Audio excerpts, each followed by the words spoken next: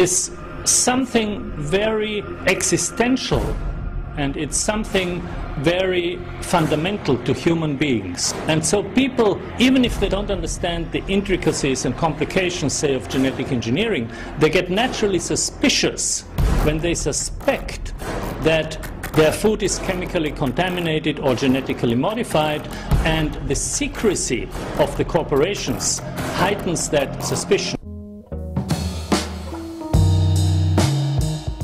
The Non-GMO project describes GMOs as organisms that have been created through gene splicing techniques of biotechnology. This is also called genetic engineering. The science of genetic engineering allows DNA from one species to be injected into another species in a laboratory.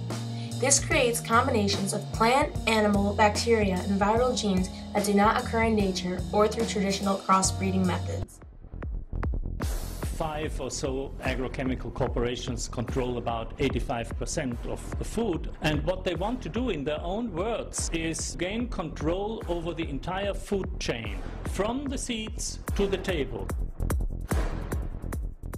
One reason many scientists support the use of GMOs is because of the way they have emerged in the area of medicine and health. By using genetically modified microbes, like plants and animals, researchers have found a way to produce a much larger amount of these drugs and in a much safer way. A positive environmental issue is that since GMOs will bring in more food, less land will be needed.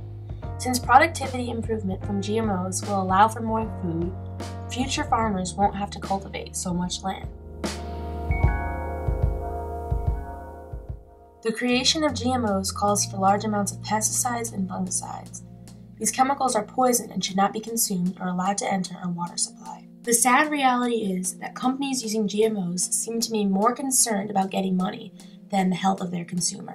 Not only are GMOs bad for our health, they are also a threat to the environment. GMOs have caused increased weeds on crops, the creation of insect-resistant pests, impacts on beneficial organisms, and the extinction of rare plants. We deserve to know the origin of our food. I mean, at least in this country, we're supposed to be free citizens. I deserve to know what's in my food, the source of my food. And there are people out there who really don't want you to know. A lot of times genetically modified crops are cheaper.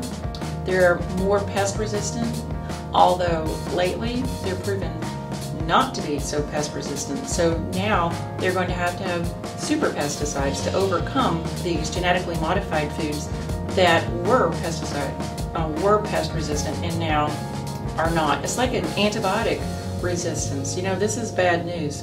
So we deserve to know what's in our food so that we can avoid these things that, in my opinion, are causing all sorts of health issues.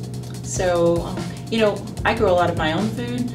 I shop from the farmer's market a lot. I think that's a great way to know what's in your food and to not have to worry about GMO labeling.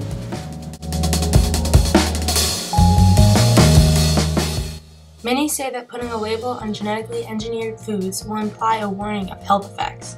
So far, no significant health differences have been found between GMOs and conventional foods. It is also argued that putting a label on genetically engineered foods would put a larger cost on the consumer. The big companies are claiming that people who don't want to consume GMOs already have a simple option: purchase organic foods free of all GMOs. In my opinion, I think GMOs should be labeled for various reasons. I support the labeling of GMOs because I believe that it's our right to know as Americans what we're eating. 27 countries, including France, Germany, and Italy, have already banned GMOs completely. Pushing America towards GMO labeling would be a great step in the right direction. All in all, not only do I fully support GMO labeling, I also believe in the full ban of this process.